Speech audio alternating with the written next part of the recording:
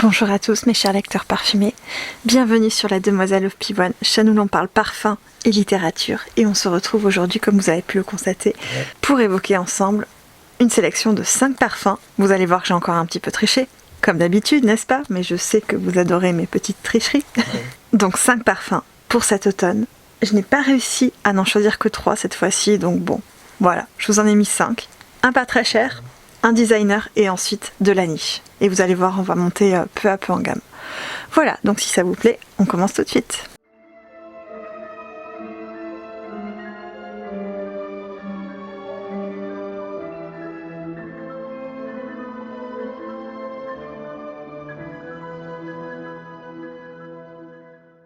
Pour commencer ce top parfumé, et une fois n'est pas coutume, j'ai décidé de vous mettre un parfum pas très cher.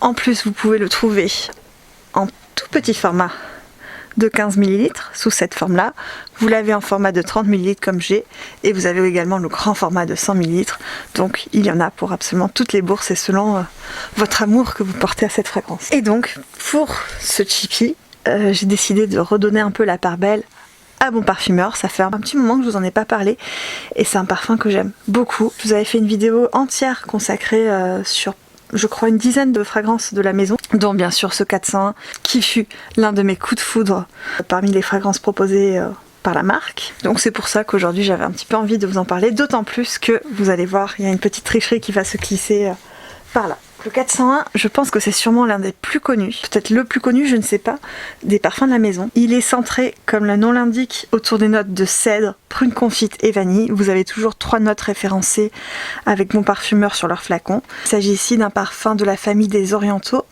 ou des ambrés, selon ce que vous préférez. On va pas revenir sur la polémique, mais bon, voilà. Qui est indiqué clairement ici avec l'étiquette violette.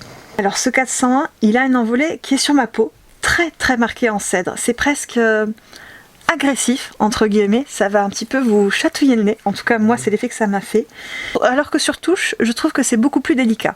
Néanmoins et heureusement, cela se calme très vite sur ma peau.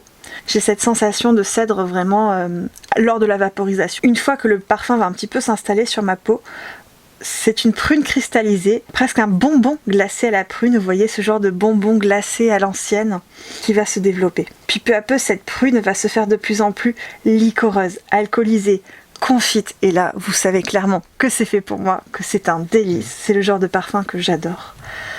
Et clairement on a envie d'y revenir, de retourner le sentir encore et encore.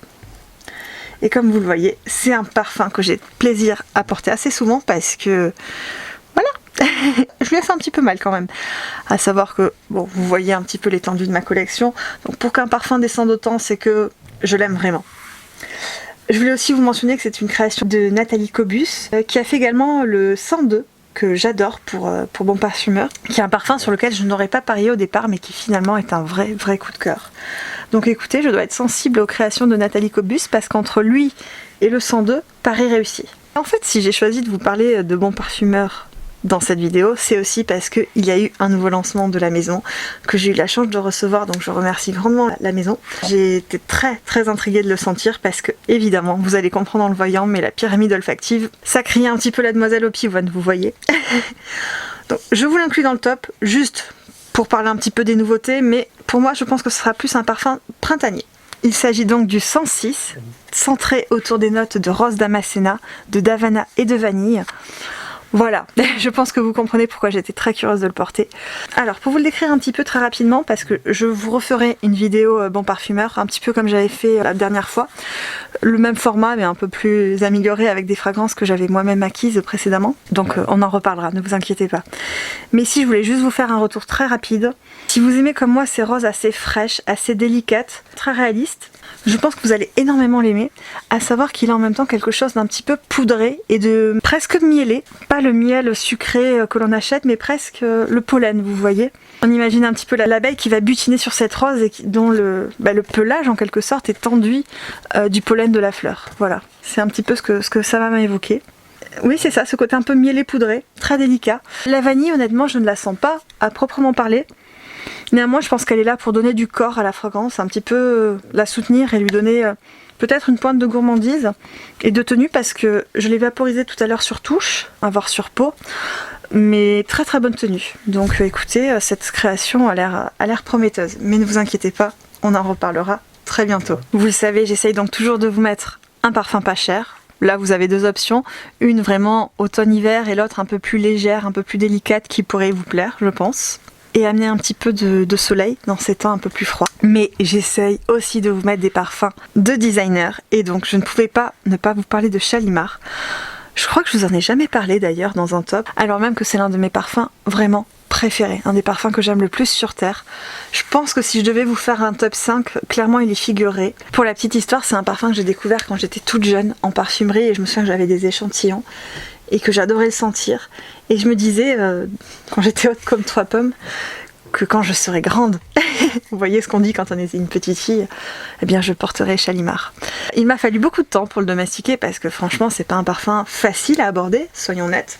J'ai d'ailleurs commencé avec le Shalimar Cologne, malheureusement depuis discontinué, n'est-ce pas? Mais voilà, j'y suis venue avec grand plaisir. Je ne connais pas les versions vintage de Shalimar. Je sais, tout le monde dit qu'elles étaient bien plus belles, bien plus tout au final, mais je n'ai pas la chance de les avoir connues, ou du moins, sauf dans ma petite enfance. Je vous avoue que là, ça remonte à beaucoup trop loin pour moi. Néanmoins, j'aime beaucoup cette version actuelle, et je ne pourrais pas m'en passer. Donc, il était temps que je vous parle de Shalimar dans un top, qui est pour moi certainement le parfum séduction par excellence. C'est pas quelque chose de très... comment dire ? C'est pas un parfum gourmand, mais il a quand même cette vanille, cette garninade de Guerlain qui va envoûter. C'est un parfum qui a une présence et en même temps beaucoup de classe. Je le trouve sexy, séduisant, mais sans en faire trop. C'est pas comme Portrait of a Lady avec lequel j'ai l'impression de me retrouver moi-même. Non, là c'est différent. C'est comme ce manteau, ce beau manteau dont vous allez vous parer en plein hiver, qui va vous envelopper, qui va vous, en fait, oui, vous habiller et à lui seul faire toute votre tenue. Je sais que beaucoup vont le qualifier entre guillemets de parfum de vieille, mais je vous assure que non, il est très très beau. Après, il faut s'y habituer peut-être un petit peu, s'habituer à le porter, à l'assumer aussi clairement, mais c'est une très très jolie fragrance. Si vous l'avez un petit peu délaissé, si ça fait très longtemps que vous ne l'avez pas senti, je vous encourage à aller le faire. Et encore une fois, comme avec beaucoup d'anciens parfums Guerlain, à le tester plusieurs fois et à vous familiariser avec tout simplement. C'est clairement, là, je pense, l'un de mes préférés de Guerlain, avec l'heure bleue et Mitsuko bien entendu, mais Shalimar il a vous voyez, ce petit truc en plus. Une fois n'est pas coutume, vous êtes habitué à mes petites tricheries, je vous en ai promis plusieurs lors de cette vidéo. Vous n'êtes pas sans savoir, et je vous en ai pas mal parlé sur Instagram, à l'annonce du lancement, à la sortie, et évidemment quand j'ai acquis et reçu mon flacon. Je sais que vous êtes très nombreux à avoir craqué et j'ai eu plein de retours de votre part et vraiment j'en suis ravie. J'adore échanger avec vous sur Instagram, que ce soit en commentaire ou par message privé.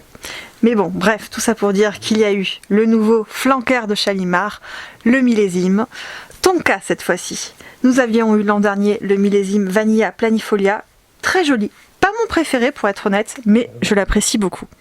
Et donc, quand ce Shalimar Tonka est sorti, au début, j'ai essayé de me dire non, ne craque pas, attends qu'ils soient en parfumerie et tout.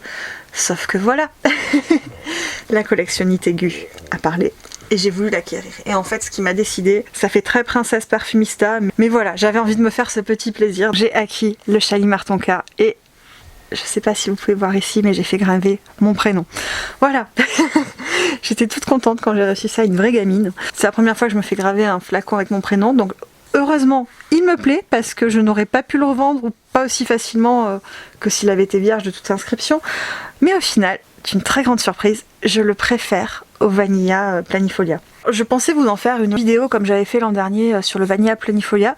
Si ça vous intéresse, n'hésitez pas à me le dire et puis j'essaierai de vous faire ça très rapidement. Pour ce Shalimar, on a clairement l'ADN de Shalimar, c'est indéniable. J'ai l'impression qu'il y a quelque chose d'un petit peu cuiré également, un peu aromatique, presque anisé quelque part. On a la Tonka qui clairement est omniprésente. Et en même temps, je le trouve très charnel, très chaud. Je pense qu'il est parfaitement mixte, celui-ci, peut-être même plus que l'original. C'est sûrement la Tonka, mais j'ai l'impression d'un petit aspect un petit peu cacao, fève de cacao, vous voyez, pas du chocolat dégoulinant, non, quelque chose de noir, de sombre. Je pense que c'est la Tonka qui m'évoque ça, parce que souvent quand il y a de la Tonka, ça m'évoque une note de chocolat. Allez comprendre. Il est très enveloppant. Il est beaucoup plus riche et plus opulent, je trouve, quelque part, que Shalimar, classique, eau de parfum. Mais très très belle découverte. Franchement, je suis bluffée. Et comme je vous disais, je préfère celui-ci au Vanilla Planifolia. Je lui trouve plus de richesse. Si je sais que tout le monde n'est pas de cet avis, pour le coup, moi c'est une franche réussite. Et autant Vanilla Planifolia, j'ai mon flacon, j'en suis contente. Et je ne pense pas avoir un backup, autant celui-ci à voir, parce qu'il est très très joli. Je vais pas vous le refaire, hein, mais dans ma vidéo sur le Vanilla Planifolia, je vous avais évoqué un petit peu l'histoire du flaconnage, de cette étiquette bien spéciale. Donc je vous renverrai directement à cette vidéo-là si vous voulez plus de détails. Mais franchement, très très belle réussite que celui-ci. Puis on a fait Chippy Designer, celui-ci va pas tarder je pense, si ce n'est pas déjà le cas au moment où je vous poste cette vidéo, à sortir en parfumerie. Donc avec un petit code, je pense que ça peut rester encore accessible. Et maintenant on va basculer dans la niche. Et là on commence par de la niche qui reste tout de même assez accessible. Parce qu'encore une fois vous avez différents formats. Il s'agit d'un parfum de la marque Carner Barcelona que mon chéri m'a offert pour mon anniversaire. Donc un grand merci à lui. Je suis pourri gâtée à chaque fois. Alors pourquoi pas très cher? Parce qu'en fait chez Carner Barcelona vous avez la possibilité d'acheter un kit avec 3 fragrances différentes en 15 ml si je ne m'abuse. Bien un flacon de 50 ml comme celui-ci, qu'on peut trouver notamment également chez Sens Unique. Vous savez que c'est une parfumerie que j'aime énormément et dont je vous parle assez fréquemment. D'ailleurs pour les non-parisiens ou ceux qui ne peuvent pas se rendre facilement en Ile-de-France, vous pouvez commander des échantillons normalement, si je ne me trompe pas, pour pouvoir le tester. Et enfin vous avez le flacon de 100 ml, donc là si vous avez une collection un petit peu plus modeste, voire normale entre guillemets, et que en fait un 100 ml vous savez que vous allez l'utiliser jusqu'au bout. Moi un 50 ml me va très bien. Et j'ai découvert cette fragrance chez Sens Unique lors d'une soirée où j'ai été conviée, qui avait été organisée en l'honneur de la Dream Collection de Carner Barcelona. Je vous avais d'ailleurs parlé de ceci dans ma précédente vidéo, c'était le top estival si je ne m'abuse, où je vous avais présenté Marbella de Carner Barcelona. Et c'est Célia du compte du parfum des giroflées qui m'a encouragée à le sentir sur peau. Parce que sur touche, je l'ai trouvé sympa, j'ai bien aimé, mais j'ai pas été non plus subjuguée. Et alors sur peau, vous vous en doutez, ça a été un très très beau coup de cœur. C'est un riz au lait chaud, épicé et aromatisé à la cardamome, saupoudré de cannelle et de noix de muscade. Déjà là, vous vous en doutez, c'est fait pour moi, hein. C'est parfaitement ce que j'aime. C'est un parfum qui est vraiment enveloppant, mais encore plus je le trouve voluptueux, très charnel, particulièrement envoûtant, et qui m'évoquerait presque un riz au lait, entre guillemets, à l'indienne. Toutefois sur ma peau, et c'est là où il m'a surprise, le parfum s'est vraiment métamorphosé. Et c'est venu peu à peu, il a pris l'aspect d'une douce et tendre madeleine. Vous savez que je vous prépare un top parfum madeleine, gâteau au citron. On reparlera bien évidemment de Rima à ce moment-là. La vanille va se développer sur ma peau tout en douceur. C'est vraiment très subtil et va lui amener cet aspect doudou réconfortant que l'on aime tant, tout en ayant, et c'est là où je pense qu'il peut plaire plus facilement au plus grand nombre, il a toujours cette séduction conférée par les diverses épices. Donc c'est à la fois un parfum qui est vraiment un doudou, quelque chose de chaud, d'enveloppant, mais c'est en même temps quelque chose de voluptueux, de séducteur, un petit peu cajoleur, vous voyez. Très très joli parfum. En revanche, sur la peau de Célia, je crois qu'il n'avait pas cette évolution. Donc vraiment, testez-le sur peau pour voir quel aspect il va prendre sur vous, parce qu'il est très versatile au final. C'est une senteur que je ne peux pas m'empêcher de sentir encore et encore quand je le porte. Il dégage cette chaleur enveloppante qui rend complètement accro. Toutefois, j'insiste pour ceux qui cherchent un sillage vraiment très très marqué, Rima je pense ne répondra pas à cet appel parce que c'est quelque chose, comme je vous disais, qui est très charnel. Je pense que c'est plus un parfum de peau, quelque chose pour soi ou qui amène en fait à sentir votre peau, plutôt que quelque chose qui va se diffuser à profusion et chercher le regard. Non, il est beaucoup plus discret. C'est ce qui le rend séducteur aussi à mon sens et qui fait que je l'aime autant. Vous le savez, j'ai beaucoup de parfums et je ne suis pas sûre franchement d'en avoir un qui lui ressemble. C'est même quasiment sûr. J'ai beaucoup aimé ce Rima 11. D'ailleurs je l'appelle Rima depuis tout à l'heure, mais en fait non, c'est Rima 11 pour être précise. Vraiment très très belle découverte, et il y en aura plusieurs autres qui m'ont intéressée chez Carner Barcelona qu'il faudra que je retourne sentir. J'ai notamment en tête le Palo Santo, le Botta Fumiero je crois, et ceux de leur gamme un peu plus exclusive entre guillemets, que j'ai bien envie de découvrir. Donc restez connectés, je pense qu'on en reparlera à l'avenir. Mais que serait une vidéo de la demoiselle au pivoine sans parfum Kilian? Ça fait longtemps que je vous ai pas parlé de parfum Kilian. Je vous avais d'ailleurs fait 2 vidéos au tout début de la chaîne, donc si vous allez les voir, s'il vous plaît, soyez indulgents. Je vous en mettrai une juste en haut, où les deux seront en barre d'infos. J'espère m'être améliorée depuis.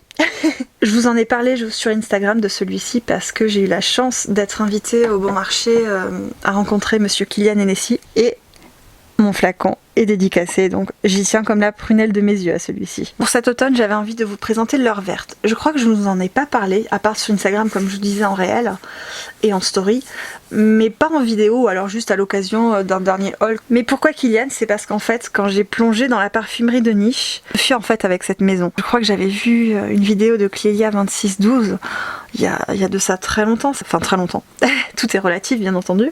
Je me suis rendue au stand de Kilian avec une collègue et j'ai pris plaisir à découvrir les fragrances de la maison. Ça a vraiment été un univers olfactif qui s'est ouvert à moi à ce moment-là. Le jour même, juste en face, il y avait le stand de Frédéric Malle. Et là, j'ai mis le doigt dans l'engrenage et c'était fini, on n'avait plus personne. Donc voilà un petit peu pour ma petite attache, on va dire, émotionnelle avec Kilian. Le seul truc que j'apprécie un petit peu moins, c'est que les prix ont beaucoup augmenté depuis quelques années tout de même, mais bon, je les aime quand même. Et l'heure verte, je trouve qu'il se démarque de tout ce qu'on a l'habitude de sentir. Je pense qu'il me sort de ma zone de confort parce qu'il a vraiment quelque chose d'un petit peu de masculin. C'est pas un parfum très sucré, très séducteur au sens féminin entre guillemets du terme, mais je trouve que c'est justement ce qui le rend un petit peu mystérieux à mon sens. L'heure verte, c'est une référence à l'absinthe, et cela se revoit directement avec ce jus vert assez significatif. La senteur du parfum est enivrante, sublime bien entendu, licoreuse et audacieuse. Je la trouve un peu effrontée quelque part, voire mutine, même si vous ne l'aimez pas. C'est un parfum qui ne peut pas vous laisser indifférent en fait. C'est un parfum qui n'est pas consensuel et qui amène à des opinions assez tranchées à mon sens. Il a quelque chose d'un petit peu anisé, de vert. Et c'est encore plus étonnant que je l'aime parce que vous savez, les parfums un petit peu qui ont cette note verte, c'est clairement pas pour moi. Mais là, franchement, il a su me séduire. Également, en plein hiver, il est superbe. Il faut pouvoir l'assumer, hein, je pense, l'heure verte, mais c'est une pépite, vraiment. Et pour finir ce top 5 de mes parfums d'automne, ou top 7 entre nous, là, clairement, en montant en gamme, on va conclure avec le superbe Ambre Platine de Lorga Parfum que j'ai pu avoir grâce à un concours organisé par Kali sur son compte Instagram, que je remercie encore une fois bien entendu, parce que ce parfum, ça faisait des mois et des mois que je lorgnais dessus sans jamais craquer au final, donc merci beaucoup Audrey. Ambre Platine, c'est un ambre qui est suave, chaud, gourmand et enveloppant. Et surtout, pour ceux que ça intéresse, il a une tenue à toute épreuve, vraiment. Après, c'est aussi parce qu'on est dans une concentration extrait de parfum, si je ne m'abuse. C'est quelque chose qui quand même tient et se fait remarquer. C'est beaucoup plus imposant que Rima 11, par exemple. C'est une fragrance charnelle où la rondeur des notes vanillées et baumée est relevée ici par des épices et elle va se fondre en fait sur un lit caramélisé. Si bien qu'en fait, je pense que je vais en surprendre pas mal en disant ça, mais c'est l'image que j'ai à chaque fois que je sens ce parfum, que je le porte. Il m'évoque une tarte tatin, tout en finesse, encore brûlante et fumante, et dont les effluves ne peuvent que vous séduire quand ils vont venir vous chatouiller les narines. On est clairement dans un parfum oriental gourmand. L'aspect gourmand est très très présent, même si je pense que tout le monde n'y décèlera pas ce côté un peu tarte tatin qui me vient en tête. D'une douceur ambrée. Presque d'une friandise ambrée quelque part. Vraiment, c'est un parfum que je trouve splendide et que j'ai grand plaisir à porter, donc encore merci Audrey. On en a fini pour ce top 5, top 7 des parfums d'automne pour cette année. J'espère que ça vous a plu. J'espère que cette sélection vous plaira. J'ai essayé de la faire très diversifiée comme à chaque fois, en mêlant aussi bien des budgets différents que des types de parfums différents, enfin qu'il y en ait pour tous les goûts. J'attends comme d'habitude en commentaire, vous, quel est votre top 5 ? Vous avez le droit à un top 7, exceptionnellement, comme moi. Je vous souhaite de passer une très bonne journée parfumée, mes chers lecteurs parfumés, et à très bientôt.